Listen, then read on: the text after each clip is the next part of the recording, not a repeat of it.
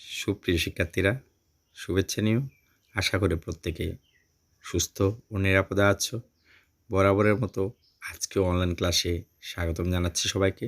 আজকে নবম দশম শ্রেণীর হিসাব বিজ্ঞান বিষয়ের নগদান বই সম্পর্কে আলোচনা করব। আলোচনার বিষয়বস্তু হলো সৃজনশীল প্রশ্ন 2। প্রত্যেকে খাতা কলম নিয়ে বসে পড়ো। প্রশ্নে করণীয় যে 3টি দিক রয়েছে: ক, বন্দর ট্রেডার্সের অফিস সরঞ্জামের মূল্য নির্ণয় করো। খ, জুন 1 থেকে জুন 15 তারিখের লেনদেন অবলম্বনে দুগড়া নগদান বই প্রস্তুত করো। গ, প্রারম্ভিক হাতে নগদ 1,20,000 টাকা ও ব্যাংক উদ্বৃত্ত 60,000 টাকা ধরে জুন 18 হতে 30 তারিখের লেনদেনের সাহায্যে 3 গড়া নগদান বই প্রস্তুত করো। শিক্ষার্থীরা, তাহলে আমরা যে 3টি সমস্যা পেলাম: 1, অফিস সরঞ্জামের মূল্য; 2, দুগড়া নগদান বই; 3, 3 গড়া নগদান। এগুলি আমাদেরকে চিহ্নিত করতে হবে। ইতিমধ্যে তোমরা 1 গড়া, 2 গড়া, 3 গড়া সম্পর্কে কিছুটা ধারণা পেয়েছিলে। আজকে তারপরও আমি 2 গড়া নগদান বই এবং 3 গড়া নগদান বইয়ের চকের মধ্যে যে পার্থক্য রয়েছে সেগুলো আবার তোমাদের সামনে তুলে ধরছি। তোমরা ভালো করে জেনে নাও। তোমরা চকটি দেখতে পাচ্ছ। 2 গড়া নগদান বইয়ে চক এবং 3 গড়া নগদান বইয়ের চক, এই দুটির মধ্যে কী পার্থক্য দেখা যাচ্ছে? হ্যাঁ, 3 গড়া নগদান বইয়ে 2টি গড় বেশি। সে 2টি গড় হলো ডেবিট দিকে প্রদত্ত বার্তা এবং ক্রেডিট দিকে প্রাপ্ত বার্তা। তাহলে শিক্ষার্থীরা, যখনই তোমরা নগদান বইয়ের অঙ্ক করতে বসবে তখনই বুঝতে হবে যে 2 গড়া নগদান বইয়ের ঘর 3 গড়া নগদান বইয়ের চেয়ে 2টি কম, আর সে 2টি অবশ্যই ডেবিট দিকের হলো প্রদত্ত বার্তা এবং ক্রেডিট দিকের হবে প্রাপ্ত বার্তা। তাহলে আমরা 2 গড়া নগদান বই এবং 3 গড়া নগদান বই সহজে কাজ করতে পারব।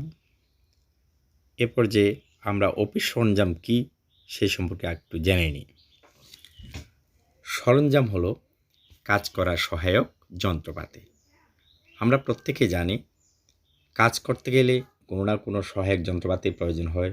যেমন কৃষিকাজ করতে গেলে লাঙল লাগবে, নিড়ানি লাগবে, কোদাল লাগবে। অনুরূপভাবে অফিসিয়াল বা ব্যবসা বাণিজ্য করতে গেলেও বেশ কিছু অফিস সরঞ্জামের প্রয়োজন হয়।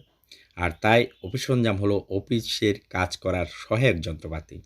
যেমন ফটোকপি মেশিন, ক্যালকুলেটর, টাকা গণনার মেশিন, স্টাপলার, সিজার, চাকু, ক্লিপ, কাটার, পিন রিমুভার, যে পিনগুলো তোলা হয় তার মেশিন, পাঞ্চিং মেশিন ইত্যাদি। পাঞ্চিং মেশিন তোমরা অনেকেই হয়তো চেনো না। পাঞ্চিং মেশিন হলো কাগজ ফুটো করার মেশিন। তাহলে এক্ষেত্রে অনেকেই অফিস সরঞ্জামকে খরচ না সম্পত্তি ধরবে তা নিয়ে দ্বিধাদ্বন্দ্বে থাকে। আমরা এটুকু জেনে নেব, ব্যবহৃত অফিস সরঞ্জাম হলো খরচ, অব্যবহৃত অফিস সরঞ্জাম হলো চলতি সম্পদ। তাহলে আমরা জেনে নিই আজকের প্রথম প্রশ্ন: বন্দর ট্রেডার্সের অফিস সরঞ্জামের মূল্য নির্ণয় করো। এখানে জুন 1 নগদ 1,20,000 টাকা ও 2 লক্ষ টাকা ব্যাংক জমা নিয়ে ব্যবসা শুরু করা হলো, তাহলে এটি অফিস সরঞ্জাম নয়। জুন 3 যমুনা ট্রেডার্সের নিকট 1 লক্ষ টাকার পণ্য ক্রয় করে নগদে 20,000 টাকা ও চেকে 30,000 টাকা প্রদান, এটিও অফিস সরঞ্জাম নয়। জুন 5 ব্যবসায়ী ব্যবহারের জন্য একটি ফটোকপি মেশিন ক্রয় 75,000 টাকা, হ্যাঁ এটি একটি অফিস সরঞ্জাম। জুন 9 ব্যাংক হতে ব্যক্তিগত প্রয়োজনে 5,000 টাকা ও ব্যবসায়িক প্রয়োজনে 10,000 টাকা উত্তোলন, এটিও নয়। জুন 15 ফটোকপি মেশিনের বহন খরচ ও সংস্থাপন খরচ প্রদান, মোট 3,000 টাকা, এটিও অফিস সরঞ্জাম। আমরা জানি কোনো একটি পণ্য কিনতে গেলে তার গাড়ি ভাড়া সহ বা স্থাপন খরচ সহ সবগুলোই একসাথে অফিস সরঞ্জামের হিসেবে গণ্য হয়। 18 তারিখ সেটিও নয়, 22 তারিখও নয়, 26 তারিখেরটাও নয়, 30 তারিখের নয়। তাহলে শিক্ষার্থীরা আমরা এখানে কী দেখতে পেলাম, এই 1 থেকে 30 তারিখের মধ্যে আমরা দুটা লেনদেন পেলাম, যে দুটি লেনদেন অফিস সরঞ্জামের আওতাভুক্ত, জুনের 5 তারিখ এবং জুনের 15 তারিখ। শিক্ষার্থীরা এখানে দুইটি একসাথে যোগ করলেই আমরা অফিস সরঞ্জামের মোট মূল্যটুকু পেয়ে যাব। এখানে বহন খরচ এবং স্থাপন খরচ সহকারে অফিস সরঞ্জাম। তাহলে এটাকে একটু সাজিয়ে দেখি। বন্দর ট্রেডার্সের অফিস সরঞ্জামের মূল্য নির্ণয়। প্রথম একটি কলাম করব তারিখের জন্য, দ্বিতীয় কলামটি বিবরণ, তৃতীয় কলামটি টাকা। প্রথমেই 2017 সাল জুন 5 বিবরণে ঘরে লিখব, ব্যবসায়ী ব্যবহারের জন্য একটি ফটোকপি মেশিন ক্রয়, টাকার পরিমাণ ছিল 75,000 টাকা। জুন 15 ফটোকপি মেশিনের বহন খরচ ও সংস্থাপন ব্যয় 3,000 টাকা। তাহলে ফটোকপি মেশিনের যে গাড়ি ভাড়া এবং সেটি স্থাপন করতে যে খরচটুকু লেগেছে সেটুকু যোগ করতে হবে। মোট হলো 75,000 এবং 3,000, সর্বমোট 78,000 টাকা। তাহলে আমরা ক নম্বর প্রশ্নের উত্তর পেয়ে গেলাম। অফিস সরঞ্জামের মোট মূল্য 78,000 টাকা। শিক্ষার্থীরা তোমরা নিশ্চয়ই বুঝতে পেরেছ। তাহলে আমরা এবার দ্বিতীয় প্রশ্নের দিকে যাই। দুগড়া নগদান বই। এখানে জুন 1 থেকে জুন 15 তারিখের লেনদেন অবলম্বনে দুগড়া নগদান বই প্রস্তুত করো। তাহলে 1 থেকে 30 তারিখের মধ্যে যে লেনদেনগুলো রয়েছে আমাকে সেখান থেকে জুনের 1 তারিখ হতে জুনের 15 তারিখ পর্যন্ত লেনদেনগুলোকেই শুধুমাত্র দুগড়া নগদান বইতে অন্তর্ভুক্ত করতে হবে। শিক্ষার্থীরা আমরা জানি নগদান বই করতে গেলে মনে মনে হোক অথবা খাতায় লিখে হোক জাবেদা করতে হয়। এখানে জুন 1 নগদ 1,20,000 টাকা ও 2 লক্ষ টাকার ব্যাংক জমা নিয়ে ব্যবসা শুরু করা হলো। আমরা মাসের শুরুতে যে টাকা বা ব্যাংক জমা নিয়ে কারবার শুরু করে সেটাকে আমরা ব্যালেন্স বিডি হিসেবে বসাই, নগদ টাকা নগদ কলামে বসাই এবং ব্যাংক টাকা ব্যাংক কলামে বসাই। জুন 3 যমুনা ট্রেডার্সের নিকট থেকে 1 লক্ষ টাকার পণ্য ক্রয় করে 20,000 টাকা নগদে এবং 30,000 টাকা চেকে প্রদান। তাহলে শিক্ষার্থীরা এক্ষেত্রে যদি জাবেদা দাঁড়ায় হবে কি, ক্রয় হিসাব ডেবিট, নগদান হিসাব ক্রেডিট, ব্যাংক হিসাব ক্রেডিট। জুন 5 ব্যবসায়ী ব্যবহারের জন্য একটি ফটোকপি মেশিন ক্রয় 75,000 টাকা। এক্ষেত্রে এটাকে অফিস সরঞ্জাম হিসাব আমরা আগেও চিহ্নিত করেছি। তাহলে অফিস সরঞ্জাম হিসাব ডেবিট, নগদান হিসাব ক্রেডিট, যেহেতু নগদ টাকা হ্রাস পেয়েছে। জুন 9 ব্যাংক হতে ব্যক্তিগত প্রয়োজনে 5,000 টাকা ও ব্যবসায়ীর প্রয়োজনে 10,000 টাকা উত্তোলন। তাহলে প্রথমটি ব্যাংক হতে ব্যক্তিগত প্রয়োজনে উত্তোলন, এর জাবেদাটা হবে উত্তোলন হিসাব ডেবিট, ব্যাংক হিসাব ক্রেডিট। অপরদিকে ব্যবসায়ীর প্রয়োজনে 10,000 টাকা উত্তোলন,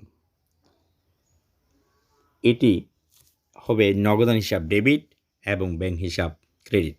এটি আমরা বলবো কন্ট্রা। কন্ট্রা মানে উভয় পাশেই লিখতে হবে, ডেবিট এবং ক্রেডিট পাশে। জুন 15 ফটোকপি মেশিনের বহন খরচ ও সংস্থাপন খরচ প্রদান মোট 3,000 টাকা। এটিও অফিস সরঞ্জাম হিসাব ডেবিট, নগদান হিসাব ক্রেডিট। তাহলে শিক্ষার্থীরা কী দাঁড়াচ্ছে আমরা দেখি এবার। জুন 1 ডেবিট পাশে আমরা ব্যালেন্স বিডি জাবেদা অনুযায়ী নগদের ঘরে নগদ টাকা, ব্যাংকের ঘরে ব্যাংক টাকা লিখলাম। জুন 3 ক্রয় হিসাব ডেবিট, নগদান হিসাব ক্রেডিট, ব্যাংক হিসাব ক্রেডিট। তাহলে যেহেতু নগদান হিসাব ক্রেডিট, তাহলে ক্রেডিট টাকা আমরা নগদের ঘরে লিখলাম ব্যাংক হিসাব ক্রেডিট, ক্রেডিট টাকা ব্যাংকের ঘরে লিখলাম, কিন্তু বিপরীত নামটি আসবে ক্রয় হিসাব। অনুরূপভাবে জুন 5 অফিস সরঞ্জাম হিসাব ডেবিট, নগদান হিসাব ক্রেডিট। তাহলে এক্ষেত্রে নগদান হিসাব ক্রেডিট, তাহলে ক্রেডিট দিকে লিখতে হবে ৭৫,০০০ টাকা, আর বিবরণী ঘরে লিখব অফিস সরঞ্জাম হিসাব। জুন 9 প্রথম উত্তোলন হিসাব, বিবরণী ঘরে লিখব, যেহেতু ব্যাংক হিসাব ক্রেডিট সেহেতু ব্যাংকের ঘরে ৫,০০০ টাকা লিখলাম। অপরদিকে নগদান হিসাব ডেবিট এবং ব্যাংক হিসাব ক্রেডিট, এটি দুগোনা নগদান বইয়ের উভয় পাশে যাবে। ডেবিট দিকে যেহেতু নগদান হিসাব ডেবিট, ডেবিট টাকার ঘরে ১০,০০০ টাকা, বিবরণী হবে ব্যাংক হিসাব। ক্রেডিট দিকে নগদের ঘরে ব্যাংকের ঘরে ১০,০০০ টাকা, বিবরণের ঘরে হবে নগদান হিসাব। জুন 15 অফিস সরঞ্জাম হিসাব লিখে, যেহেতু নগদান হিসাব ক্রেডিট সেহেতু নগদ কলামে ক্রেডিট টাকা লিখলাম।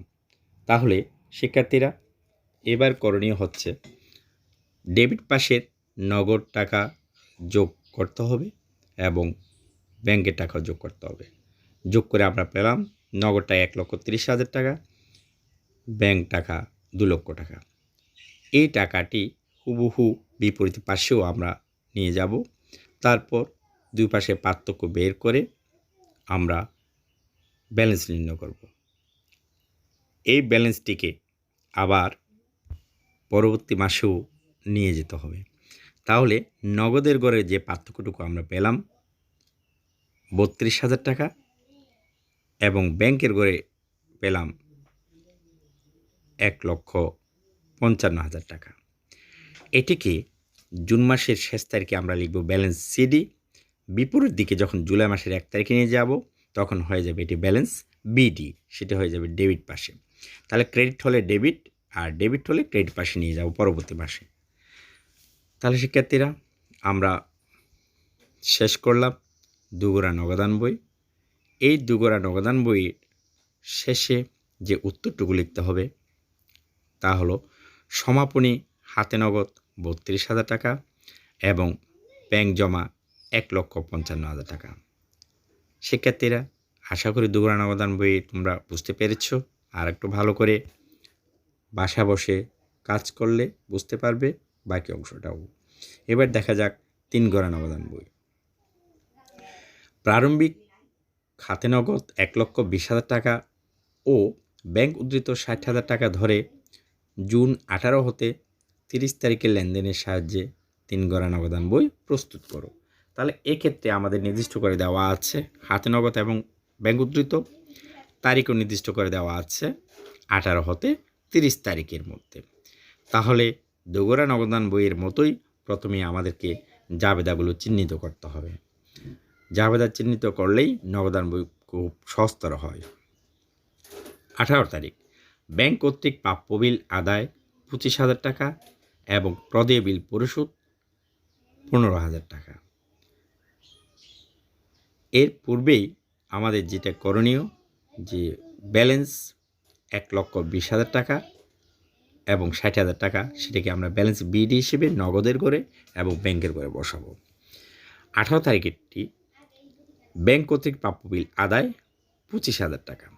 তাহলে এক্ষেত্রে ব্যাংক হিসাব ডেবিট, প্রাপ্য বিল হিসাব ক্রেডিট। অপরটি প্রদেয় বিল পরিশোধ ১৫,০০০ টাকা। তাহলে প্রদেয় বিল হিসাব ডেবিট, ব্যাংক হিসাব ক্রেডিট। জুন ২২ পতেঙ্গা স্টোর হতে ১৩,০০০ টাকার চেক প্রাপ্তি এবং ১,০০০ টাকা বার্তা মঞ্জুর। এখানে ব্যাংক হিসাব ডেবিট, প্রদত্ত বার্তা হিসাব ডেবিট, পতেঙ্গা স্টোর হিসাব ক্রেডিট। ২৬ তারিখ যমুনা ট্রেডার্সকে ১০% বার্তায় নগদে ২০,০০০ টাকা ও ২৫,০০০ টাকার চেক ইস্যু করা হলো। সুপ্রিয় শিক্ষার্থীরা, এখানে যেহেতু 10% বাট্টার কথা বলা হলো, তাহলে তোমাদের কিছু কাজ রয়েছে। যে প্রথমেই ডিসকাউন্টের পরিমাণটুকু বের করতে হবে। এখানে বলা হলো 10% বাট্টায় 20,000 টাকা ও 25,000 টাকা ইস্যু করা হলো। এটা হচ্ছে পরে, কিন্তু এই টাকা পূর্বে কত ছিল সেই পরিমাণটুকু যদি জানতে হয়, প্রথমে আমাদের ডিসকাউন্ট ব্যাক ক্যালকুলেশন করেই বের করতে হবে। তোমাদের নিচে একটি কাজ দেখিয়ে দিয়েছি, দেখো। ডিসকাউন্ট সমান 20,000 টাকা নগদে এবং 25,000 টাকা চেকে, দুটির যোগফল গুণ যে পার্সেন্টটুকু সেই পার্সেন্ট আমরা উপরে লিখব, ভাগ নিচে 100 বিয়োগ যত পার্সেন্ট সে পার্সেন্টটুকু বিয়োগ করব 10%। তাহলে আমরা সে 20,000, 25,000, টোটাল 45,000 পার্সেন্ট বের করলে পায় 5,000 টাকা। তাহলে শিক্ষার্থীরা আমরা কি বুঝলাম? ব্যাক ক্যালকুলেশন কাজটুকু তোমাদের অবশ্যই মনে রাখতে হবে বা মুখস্থ করে হলেও তোমাদের রাখতে হবে। যে কোনো মুহূর্তে যখনই অঙ্কের এই পার্সেন্টের কথা বলা হয় তখনই এই ক্যালকুলেশন করেই বের করতে হয়। তাহলে এক্ষেত্রে জাবেদা কী হবে? যমুনা ট্রেডার্স হিসাব ডেবিট, নগদান হিসাব ক্রেডিট, ব্যাংক হিসাব ক্রেডিট, প্রাপ্ত বার্তা হিসাব ক্রেডিট। জুন 30, ব্যাংক সুদ মঞ্জুর করলো 500 টাকা এবং চার্জ কর্তন করলো 1,000 টাকা। এখানেও দুইটি ব্যাংক সুদ মঞ্জুর করলো 500 টাকা। তাহলে এক্ষেত্রে ব্যাংক হিসাব ডেবিট, ব্যাংক সুদ হিসাব ক্রেডিট। অপরদিকে চার্জ কর্তন করলো 1,000 টাকা। তাহলে ব্যাংক চার্জ হিসাব ডেবিট, ব্যাংক হিসাব ক্রেডিট। তাহলে শিক্ষার্থীরা এই যে জাবেদাটুকু, এটি আমি তোমাদের বিশ্লেষণ করিনি এই কারণেই তোমরা পূর্বের ক্লাসে জাবেদা সম্পর্কে অবশ্যই জানতে পেরেছ। তার এই ধারাবাহিকতায় আজকের এই নগদান হিসাব প্রস্তুত করছি। তাহলে ডিসকাউন্টের হিসাবটুকু মনে রাখবে। এবার দেখা যাক অঙ্কে। সর্বপ্রথম ডেবিট দিকে আমরা লিখব ব্যালেন্স বিডি, নগদের ঘরে টাকা 1,20,000, ব্যাংকের ঘরে টাকা 60,000, বিবরণে ব্যালেন্স বিডি। 18 তারিখ ব্যাংক হিসাব ডেবিট, প্রাপ্য বিল হিসাব ক্রেডিট। তাহলে এক্ষেত্রে ডেবিট পাশে লিখব প্রাপ্য বিল হিসাব, টাকা বসবে ব্যাংকের ঘরে 25,000 টাকা। আবার প্রদেয় বিল হিসাব ডেবিট, ব্যাংক হিসাব ক্রেডিট। তাহলে ক্রেডিট দিকে বসবে প্রদেয় বিল হিসাব, টাকা বসবে 15,000 টাকা। জুন 22 ব্যাংক হিসাব ডেবিট, প্রদত্ত বার্তা হিসাব ডেবিট, পতেঙ্গা স্টোর ক্রেডিট। তাহলে আমরা ডেবিট পাশে দুটি টাকা বসাবো, একটা প্রদত্ত বার্তার ঘরে, অপরটি ব্যাংকের ঘরে, বিবরণে বসবে পতেঙ্গা স্টোর হিসাব। জুন 26 যমুনা ট্রেডার্স হিসাব ডেবিট, নগদান ক্রেডিট, ব্যাংক ক্রেডিট, প্রাপ্ত বার্তা ক্রেডিট। তাহলে এক্ষেত্রে ক্রেডিট পাশে প্রাপ্ত বার্তার ঘরে টাকা বসাবো, নগদের ঘরে বসাবো এবং ব্যাংকের ঘরে বসাবো, আর বিবরণে থাকবে যমুনা ট্রেডার্স হিসাব। জুন 30 ব্যাংক হিসাব ডেবিট, ব্যাংক সুদ হিসাব ক্রেডিট। তাহলে এক্ষেত্রে ডেবিট পাশে বসবে ব্যাংক সুদ হিসাব, টাকা বসবে ব্যাংকের ঘরে 500 টাকা। অপরটি ব্যাংক চার্জ ডেবিট, ব্যাংক হিসাব ক্রেডিট। তাহলে ক্রেডিট পাশে বসবে জুনের 30 তারিখ ব্যাংক চার্জ হিসাব, বিবরণে টাকা বসবে ব্যাংক কলামে। শিক্ষার্থীরা এখানে লক্ষ্য করবে 3 গোড়া নগদান বইয়ের মধ্যে প্রদত্ত বার্তা এবং প্রাপ্ত বার্তার মধ্যে কোনো ব্যালেন্স বের হবে না, সরাসরি যা হবে তাই যোগফল লিখে দিতে হবে। আর নগদান অর্থাৎ নগদ আর ব্যাংকের কলামের টাকা দুগোড়া নগদান বইয়ের মতোই ব্যালেন্স বের করতে হবে। প্রথমে ডেবিট পাশে নগদ টাকা যোগ করতে হবে, ক্রেডিট পাশেও ব্যাংক নিয়ে যেতে হবে নগদ টাকা, ডেবিট পাশে ব্যাংক টাকা যোগ করতে হবে, ক্রেডিট পাশেও নিয়ে যেতে হবে ব্যাংক টাকা। তাহলে ডেবিট পাশে আমরা টাকা পেলাম 1,20,000 টাকা, সেটি ক্রেডিট পাশে নগদ কলামে লিখলাম। আবার ডেবিট পাশে যে টাকাটা পেলাম 98,500 টাকা, সেটি আবার ক্রেডিট দিকেও আমরা মোটের করে নিয়ে গেলাম 98,500 টাকা। দেখা গেল ক্রেডিট দিকের নগদের গড়ের যোগফলের চাইতেও 1 লক্ষ টাকা কম আছে, অর্থাৎ 1 লক্ষ টাকা ব্যালেন্স সিডি। ব্যাংকের গড়েও অনুরূপ 57,500 টাকা কম। তাহলে আমরা এ মাসের অর্থাৎ জুনের 30 তারিখ ব্যালেন্স সিডি হিসেবে টাকা পেলাম নগদের গড়ে 1 লক্ষ টাকা, ব্যাংকের গড়ে 57,500 টাকা। যেহেতু জুন মাস, এর পরবর্তী মাস হলো জুলাই, তাহলে ডেবিট পাশে আমাদেরকে নিয়ে যেতে হবে ব্যালেন্স বিডি।